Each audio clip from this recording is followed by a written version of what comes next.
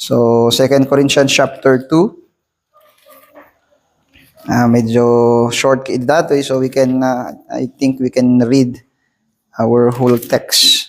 Tatangag sapa. We have 17 verses. So, basahin ko man kabsat. But I determined this with myself that I would not come again to you in heaviness. For if I make you sorry, who is he then that maketh me glad, but the same which I made sorry by me? And I wrote this same unto you, lest when I came, I should have sorrow from them of whom I ought to rejoice, having confidence in you all, that my joy is the joy of you all. For out of much affliction and anguish of heart I wrote unto you with many tears, not that ye should be grieved, but that ye might know the love which I have more abundantly unto you. But if any have caused grief, he hath not grieved me, but in part, that I may not overcharge you all. Sufficient to such a man is this punishment, which was inflicted of many. So that contrariwise ye ought rather to forgive him and comfort him, lest perhaps such a one should be swallowed up with overmuch sorrow. Wherefore I beseech you that ye would confirm your love toward him. For to this end also did I write, that I might know the proof of you, whether ye be obedient in all things. To whom ye forgive anything, I forgive also. For if I forgive anything, to whom I forgave it. For your sakes forgive I it in the person of Christ. Lest Satan should get an advantage of us, for we are not ignorant of his devices. Furthermore, when I came to Troas to preach Christ's gospel, and a door was opened unto me of the Lord, I had no rest in my spirit, because I found not Titus my brother. But taking my leave of them, I went from thence into Macedonia. Now thanks be unto God, which always causes us to triumph in Christ, and makes manifest the savor of his knowledge by us in every place. For we are unto God a sweet savor of Christ, in them that are saved, and in them that perish. To the one we are the savor of death unto death, and to the other the savor of life unto life. And who is sufficient for these things? For we are not as many which corrupt the word of God, but as of sincerity, but as of God, in the sight of God we speak in Christ. Okay, so dito yung verse 14, ijay ESV, no, is ESV di Bible yu, makita yu dita di word nga procession. Ano jay translation, dagiti translators ti ESV nga inalada jay literal nga picture nga ibagbaga ni Apostle Paul. Here in dito ito yung KJV, ket jay kunan nato nga causes us to triumph in Christ, a triumphal procession. Ket na nga ibaga ni Apostle Paul ditoy something pag important nga part jay point tayo, so I have to clarify di jay nga banag. Ket iti theme tayo di last, ket firm in the midst of question. Ket firm in the midst of pain. Firm in the midst of pain. No, mapansin nyo kabsat, dahil muna nga verses ti chapter 2, it is more likely part iti chapter 1. No, jay ESVU, ket han nga kasto iti setting na, no naka-paragraph form, makita yung nga jay paragraph ti chapter 2 ket nakadugtong jay paragraph 1.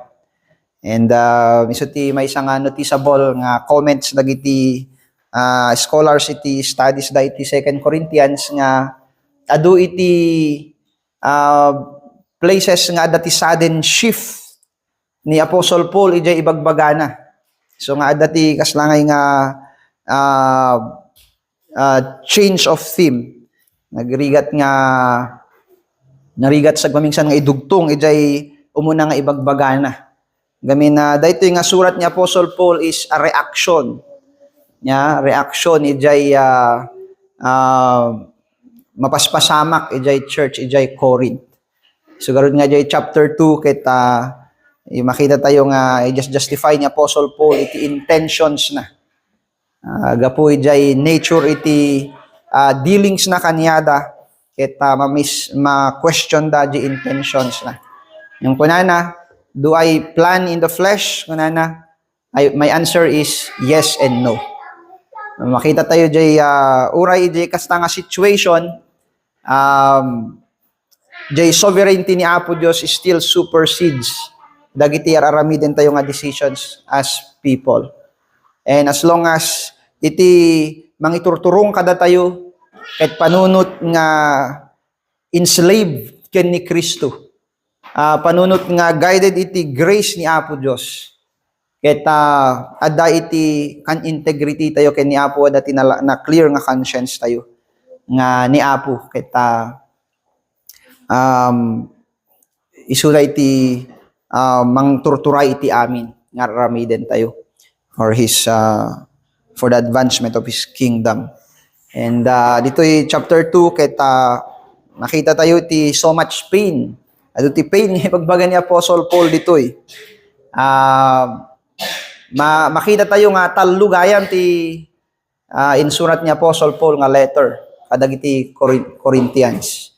Ngem jay maysa maybe the shortest one but the sharpest one is already extant. So awanin. No adda ko madi ay ket adda ko mati 3 Corinthians siguro. Dito 2 Corinthians isu ti 3 Corinthians siguro.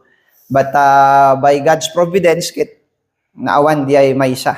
Ngem iti pa nag-describe ni Apostle Paul, it is a letter of rebuke. It is a letter that caused pain kadagiti Corinthian believers. Ngamin jay last nga napan isuna ijay haan nga nagbayag. Gamin ta talaga nga dagiti super apostles nag-cause iti trouble so that the whole church of Corinth was turned against Apostle Paul. Isu nga tinaramid na imbes nga lumaban isuna, tinaramid na pimanaw latan. And then he sent a letter mabayan ni Titus to them, and that letter is a sharp letter kunan ni Apostle Paul that have caused pain kadagiti believers, but itihan tayo nga ma-expectar nga mapasamak ket nagbaligi ni nagbaligi jay letter ket adu ti nagrepent, and a greater number of the believers in Corinth ket nagrepent na. So makita tayo niya jay talagang panagtignay ni Apo. No, panunutin tayo siguro, baka mas effective ni Paul no hangapin manaw kita naki-debate, naki-argue. Empty choice na kit pimanaw lata, and he sent a letter. Ngem nagbaligi ni Apo Dios through that means. Ngem talaga nga adu nga pains in the heart of Paul, pain in the heart of the Corinthian church. So ti makita tayo dito 2 Corinthians. But we have to stand firm in the midst of pain. Kunada nga, iti may isang observation da kano, kadagito nga panawin tayo, kadagiti millennials, or Gen Z ba, or millennials. Kita, medyo nakapsut iti endurance dati pain. Medyo nakapsut kano ti endurance dati pain. Handa nga maka-endure iti challenge iti nadagsin nga trabaho. Kasi iti observation da. Kita, kung nadagiti observers, kunada nga, iti may sa kano nga cause, kita, dagijay baby boomers, kaya dagi anak ti baby boomers, kit millennials, di ba? So, millennials. Kita, limasat da iti parenting, ken biyag nga narigat, parenting nga strict, dati baot, dati talaga nga nadagsen nga disciplinary measures. Iso nga di makkel da, iti naitatak di panunot dakit, han ko nga ipapadas dagito yung kadagi anak ko. So nga, iti iti shift absat ket from strict parenting to nagbalin nga subramit ten, polar extremes. So handa nga pauten ti ubingin. Awan din ti firm nga parenting. So di makel dati ubing nga di ti may nga makita da ko nada nga may nga mabalin nga rason no apay nga dagiti ubing data kita handa nga maka-endure iti challenges. Maka-endure iti pain. Maybe because of that. Mabalin pi man kabsat. But kada tayo nga anak ni Apo, by the grace of God, han nga babaen iti strict parenting, agbalin tayo nga strong tano endure tayo iti pain. No di ket babaen iti panaka-establish tayo ijay parabor ni Apo Dios. We understand nga dati lugar na iti pain, iti panakapatibker iti pamati dagiti anak ni Apo Dios. We can see that from Old Testament hingga na New Testament. Adda iti lugar na iti pain, iti panag-advance iti pagarian ni Apo Dios, iti biyag dagiti anak ni Apo. So umuna nga kahit kung kitain tayo is a proper understanding of pain. Or I call this the theology of pain. A proper understanding of pain. Umuna, pain is mutually shared by believers. Pain is mutually shared by believers. Kuna ni Apostle Paul, chapter 2, verse 1 to 4. Kuna na, but I determined this with myself that I would not come again to you in heaviness. For if I make you sorry, ESV sakit pain di ay. Who is he then that makes me glad, but the same which is made sorry by me, that is pained by me. Ulit-ulit yung pain kasi sa ESV, kaya very noticeable. I wrote this same unto you, lest when I came I should have sorrow from them of whom I ought to rejoice. Having confidence in you all, that my joy is the joy of you all. For out of much affliction and anguish of heart I wrote unto you with many tears, not that ye should be grieved, but that ye might know the love which I have more abundantly unto you. So, Apostle Paul is aware of the sharpness of the rebukes nga inpatulod na kadagitoy nga anak ni Apo. Aware isu na ijay rebukes. Aware isu na ijay 1 Corinthians in-instruct na di church. If you will read from verse 5 pababa at chapter 2, iti 2 Corinthians. Dahito iket tuloy jay instruction ni Apostle Paul ijay 1 Corinthians no kasano ti aramiden ti church ijay sinning brother ijay unig iti church. And sharp the instruction ni Apostle Paul, put away that sinful man from the church. And nadagsen dagitoy. But Apostle Paul is aware nga iti pain is mutually shared by believers. Dati kita doktrina nga in palawag ni Apostle Paul kada tayo, ijay 1 Corinthians, ijay Ephesians, and even ijay Romans, that the church is a body. And the church is the body of Christ. So in 1 Corinthians chapter 3 verse 17, kunana, if someone is pained, if someone suffers, the whole body suffers with it. So nga, ibagbaga ni Apostle Paul kanyada that if ever iti impact jay letter na kanyada have caused pain, jay pain nga di ay ket narikna na mo lang. So if the people of God is pained, Apostle Paul is pained. If Apostle Paul is pained, the people of God should also be pained. No iti may nga membro iti church tayo ket napasaktan, dapat marikna tayo lang jay pasakit na diay. Ensure marikna tayo lang jay pasakit na apay gamin may sa tayo nga bagi. So, we share in every pain kabsat nga dumteng ijay bagi niya puti nga so Kristo, of which we are a part of the body. Yeah. So nasin nga maawatan tayo diay. Dakaliti iba panana daytoy kabsat ijay ayan iti assurance iti faith tayo. Yeah. Isa nga jay 1 Corinthians chapter 3 verse 17. Kuna ni Apostle Paul, if any man destroys the temple. The temple is the church, the body of our Lord Jesus Christ, kuna na God will destroy him. Idi last sa Sunday na mention ko kada kayo site nga imi-split tayo ti may nga church. Pimanaw tayo ti may nga church.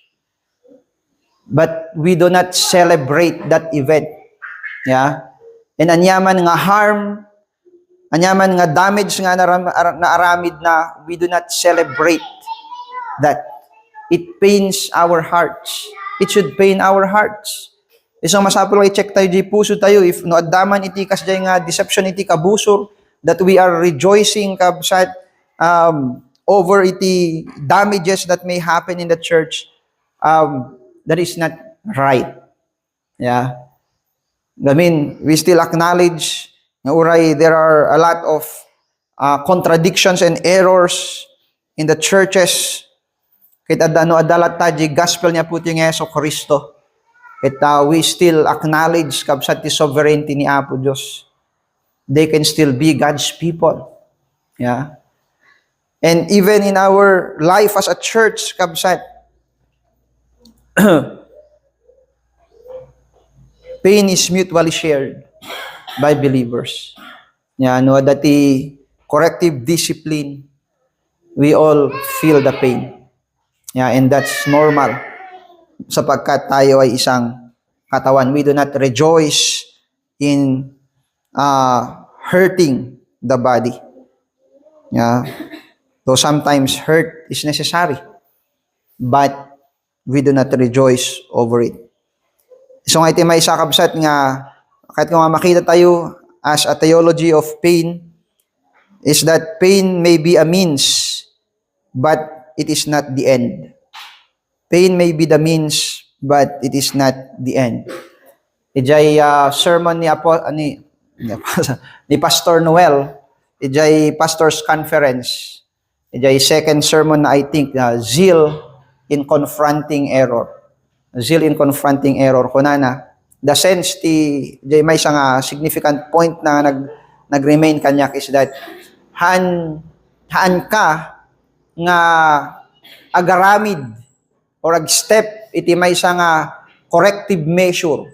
Nuhan mo nga na-picture ijay panunot mo iti restoration. Jay kabsat kanjay problema nga ideal mo. So before you engage in corrective measure, first you have to picture in your mind jay direction mo nga jay kabsat ket ma-restore ken ni Apo Dios. So kasjay ko maiti attitude when no ag-correct tayo. Yeah? When no ag-deal tayo iti problems ijay church, sapagkat there are times, really times kabsat that pain is necessary and pain have to be a means ngemhaan nga iso jay end. It should not be the purpose. Yeah, it should not be the purpose. Kunwari jay verse 5 to 8, but if any have caused grief, he hath not grieved me, but in part that I may not overcharge you all. Sufficient to such a man is this punishment which was inflicted of many. So that contrariwise ye ought rather to forgive him and comfort him, lest perhaps such a one should be swallowed up with overmuch sorrow. Kung ano dito'y verse 11, lest Satan should get an advantage of us, for we are not ignorant of his devices. Yeah. So, haan nga bitterness, iti motive, iti corrective discipline. No di ket iti panakay-restore, iti panag-exercise, iti panagayat kadagiti anak ni Apo Dios. So pain at times is necessary, but it is not the end. Han nga iso iti purpose, han nga iso iti goal.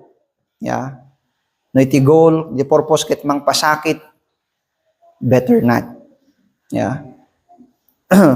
Aday takit haan nga pagayetan ni Apo Dios. Sin, may katalo, ken maudi nga point tayo first heading is that sin is the cause of pain, but to cause pain is not necessarily sin. I have to make this point, kabsat, to strengthen our conscience. Gamin na sometimes dagitoy dagi narigat nga decision nga maraaramiden iti church, kinaramiden iti individual Christian. Karkaro dagiti Christians nga nasingpet. Nadada dagiti Christians nga nasingpet or weak jay personality da. Mas kayat da nga masaktan kaysa mang pasakit dati daddo mga tattao.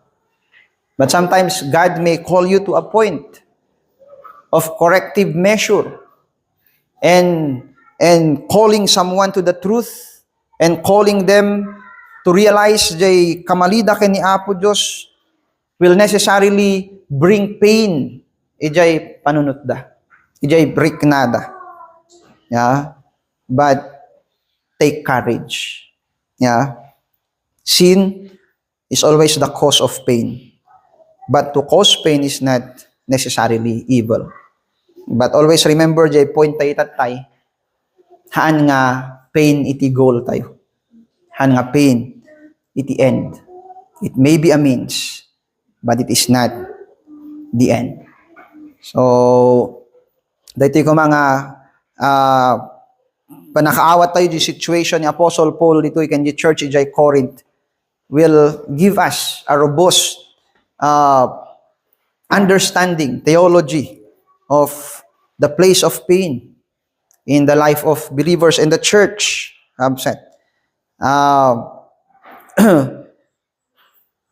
Tano kasta kita handa tayo nga madisib iti kabusor nga agturong iti bitterness or agturong ijay opposite na kabsat kasala di attitude dagiti Corinthian believers ijay 1 Corinthians na nagbalinda nga ito tolerate da iti basol and they are rejoicing. They think that what they're doing is right.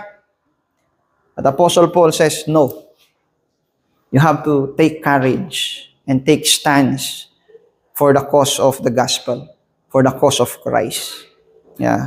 So nadagsen da ito nga ribbengen dagiti ministers iti gospel niya puti nga Jesucristo. Nadagsen da ito nga ribbengen iti church nga masapul kabsat nga maawatan tayo. Maawatan tayo iti importance na iti panagbiag tayo. And our second heading kabsat is a proper handling of pain.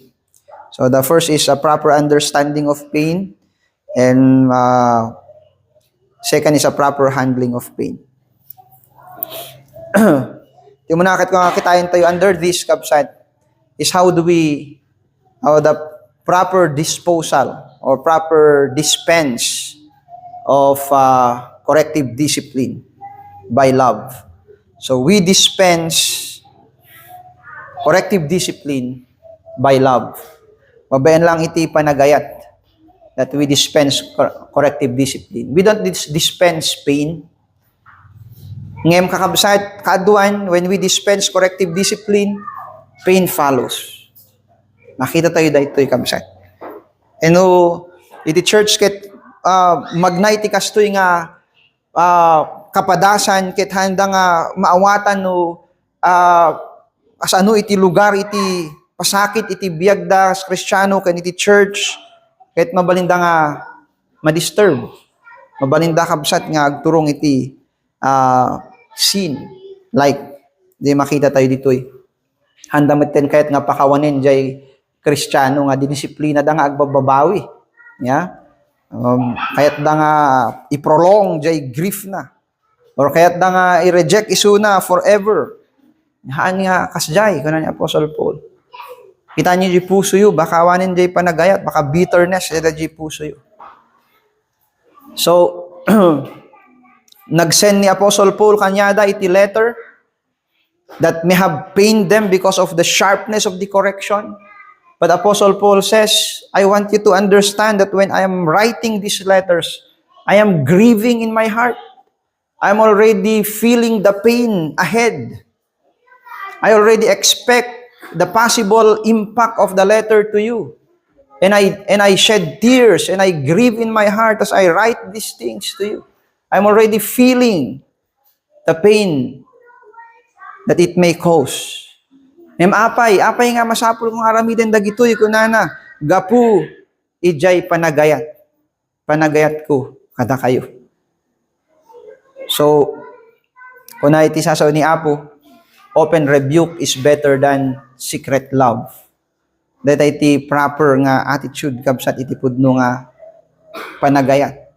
And likewise, he instructs them, kunada, you confirm your love to the brother, to the repentant brother.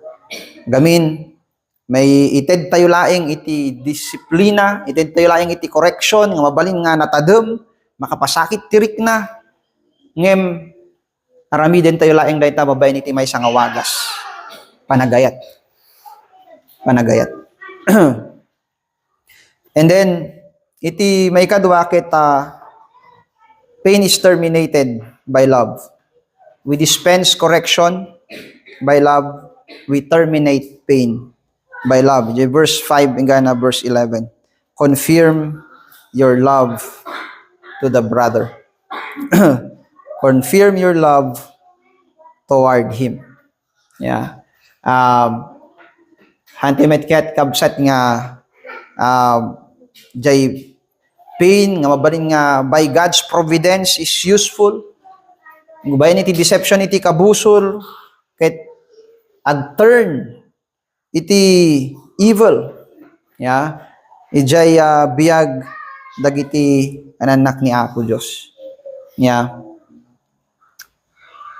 We have to, when repentance is secured, yeah, kita iti sumaruno, ket nasken nga i-comfort tayo, iti repentant brother, iti repentant brethren.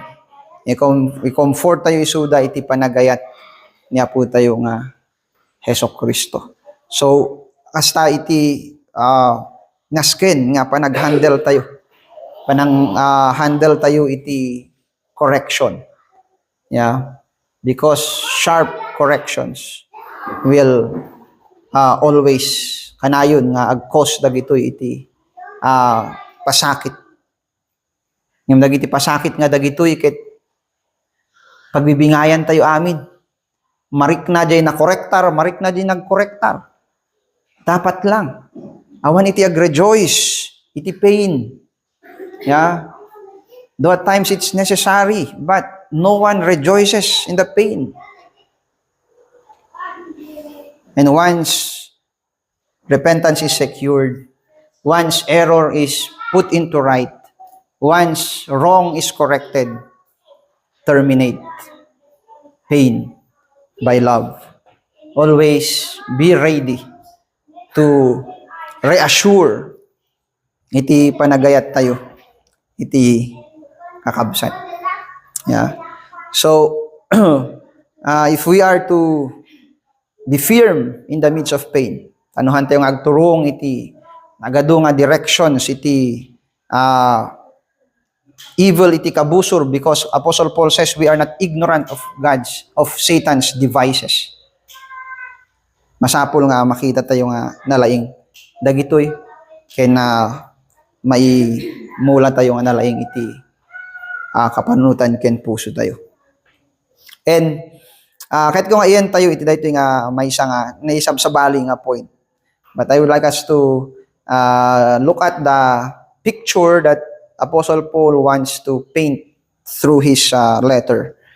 Kunanay verse 14, now thanks be unto God which always cause us to triumph in Christ and makes manifest the savor of His knowledge by us in every place.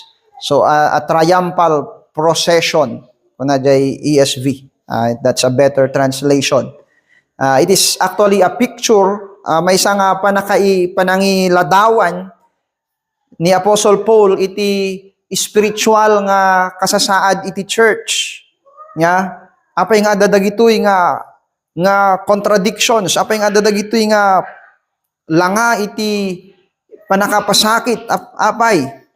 Wala ni Apostle Paul gamin iti kasasaad tayo tatta, ket adda tayo iti maysa nga parade, iti maysa nga triumphal procession, iti nabaligi nga ari.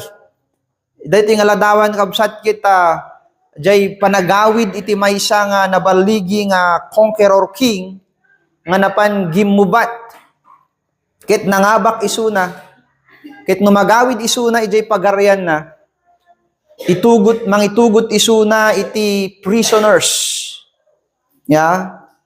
So no agparparade isuna nga magawid, isal-celebrate agita tao di victory na. At dadadag ijay prisoners nga nakagalot nga sumursursurot da. Ya. Tano maipakita da iti baligi. May ebidensya iti baligi. Daytoy king nga victorious. And Apostle Paul was humble enough to consider that picture nga kunana shock ket maysa nga prisoner. Datayo ket maysa nga mga prisoner ni Aputing Jesu-Kristo by babaen ijay baligi na.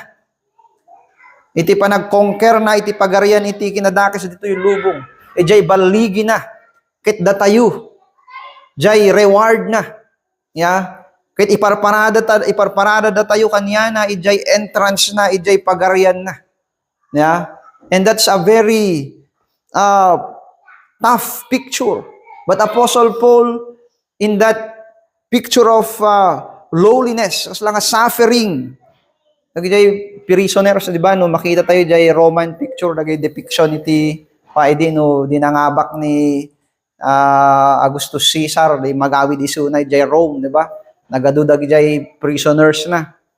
Kita nakakaasid itsura da. Ya. Ngayon Apostle Paul agred-rejoice isuna nga may isang prisoner isuna ni Kristo tatta. And we ought also to rejoice, all of us, nga iparparade na tayo ni Aputing Jesu-Kristo as a proof of His victory. And the message that we proclaim of one of life and death. Yeah? Jay, mensahe nga mai-proclaim tayo kabsat kita baligi ni Aputing Jesu-Kristo. Dagiti victory, dagiti kings, idi kita, it's always depicted as evil.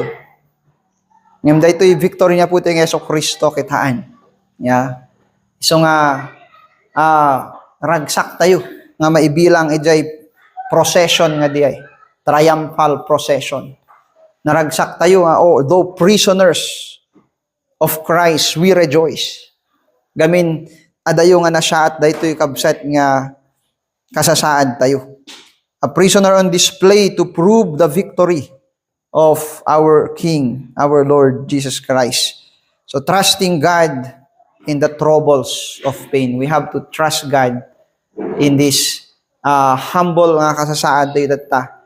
Because in this, iti dito nga kasasaad tayo data magnify iti victory, iti sovereignty ni Apo Diyos. So what's a point? Anya di point? Iti dito nga ladawan ngayon parang ni Apostle Paul.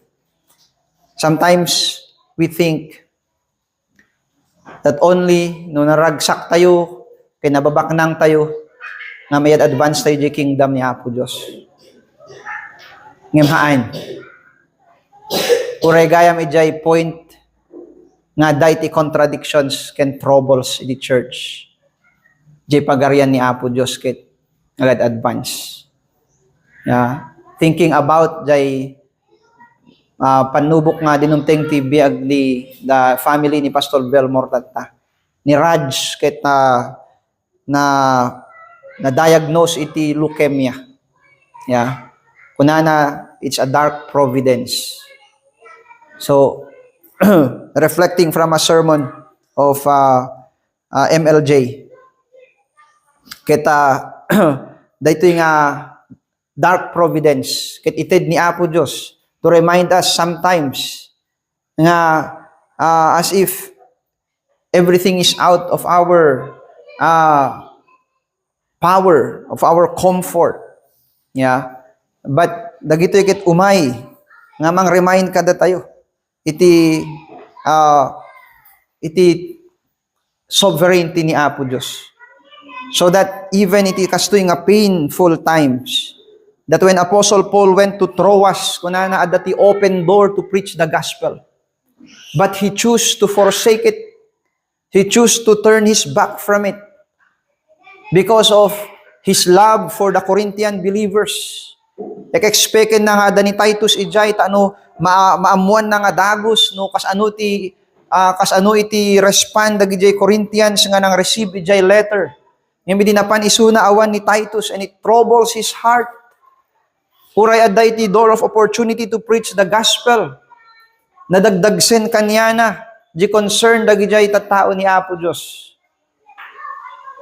And as he navigates dagito nga painful circumstances, Apostle Paul acknowledges na kunana uray iti panagpagnatayo iti panawin iti rigat jay kingdom ni Apo Dios kitagad advance. There is no need for us to baliwan di sasao ni Apo Dios. There's no need for us nga i-corrupt di sasao ni Apo Dios. The verse 17, for we are not as many which corrupt the word of God. Kuna na GESV, we are not peddlers of God's word, but as of sincerity, but as of God, in the sight of God, we speak in Christ. Verse 16, kuna na, to the one, we are the savor of death unto death, and to the other, the savor of life unto life, and who is sufficient for these things. And then, kuna na dito verse 14, if you go back, kuna na, now thanks be unto God, which always causes us to triumph in Christ and makes manifest the savor of His knowledge by us in every place. Yeah. Makita niyo kabsat jay panagtalik ni Apostle Paul iti providence ni Apo Dios. Yeah. He was, makita tayo, jay puso na kit natitingel, ijay madama nga pain, struggle nga karkargain na, the burden of the Corinthian believers. Yeah. And kumbaga jay buo nga puso na is taken by it. Yeah. And it affects his decisions. He have to submit iti panangibaklay iti daytoy nga madama nga pasakit nga sangsangwen na. But above this, kunana, jay pagarian lata ni Apo Dios ket agad advance. Jay sao ni Apo Dios lata is advancing in every place. Uray iti kastoy nga sitwasyon. So upside even in the midst of pain, we have to stand firm in ni Apo. Kita very important nga maawatan tayo. Jay ayan tayo tatta. Jay baligi ni Kristo. Jay sovereignty ni Apo Dios. Tano kasta kita mahandle tayo iti pasakit iti panagbiag tayo. Kitaan tayo nga ag self-destruct. Yeah. Akas ministers iti gospel niya po tayo ng Yesu Kristo. So let us not think that only at times of calm and order that God's kingdom advances. No. Even in the Old Testament, we can see. Ijay Isaiah, binasa tayo tatay. Kaya ni Jeremiah, kuna ni Apostle kuna ni Apo Diyos kadagiti prophets na. Ibagayo kadagiti nga tattao. That they will not resist and that they will not listen to the false prophets. Timbaga ni Apo Diyos, submit yourself. Ijay ima, jay captive. Jay captivator.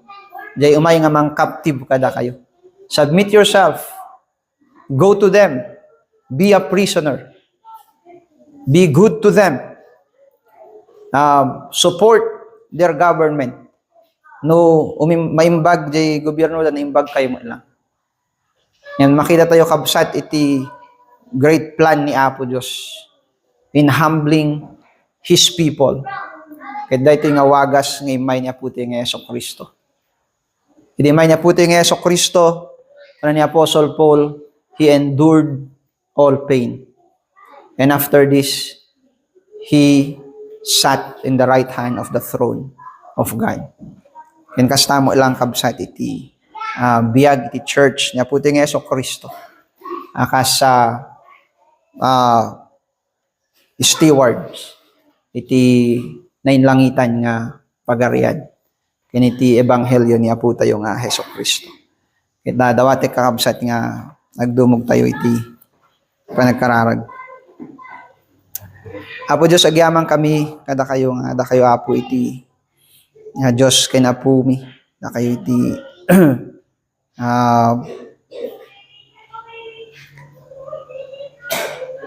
nangayab kada kami Apo nang qualify kada kami nagbalin nga anak mo kaya nagbalin nga deepen mo Apo and tulungan da kami Apo tano hang kami nga madeceive iti nainlubungan nga laing hang kami Apo nga maparmek iti rik nami no di ket Apo dagiti kagagalad nga nainlangitan babenti Espiritu Santo isuda Apo iti agbaligi kada kami. Keniti kapanunutan nga umanurot ijay pagarian ken ebanghelyo niya po mga Yeso Kristo isu dati agturay kada kami. Ano uray Apo iti panagpagnami iti adu nga rigat ken pasakit. Ket haan kami Apo nga madadael no di ket ada alata Apo iti panakapatib karmi may parang Apo iti panagpersevere mi iti pamati may parang Apo iti preservation mo kada kami nagtalik kami kada kayo Apo iti kariyo ket handa kami nga baybayan iti kararag mi Apo ket hang kami kumaapo nga kanayon nga agturong ti panakatibkol gapo iti ignorance kadagiti sasaoyo di ket mabayan kadagitoy mapatibker kami ti pagkapanunutan mi kaniti konsensya mi tano kastakit iti iglesia yo Apo ket nagtultuloy ko mga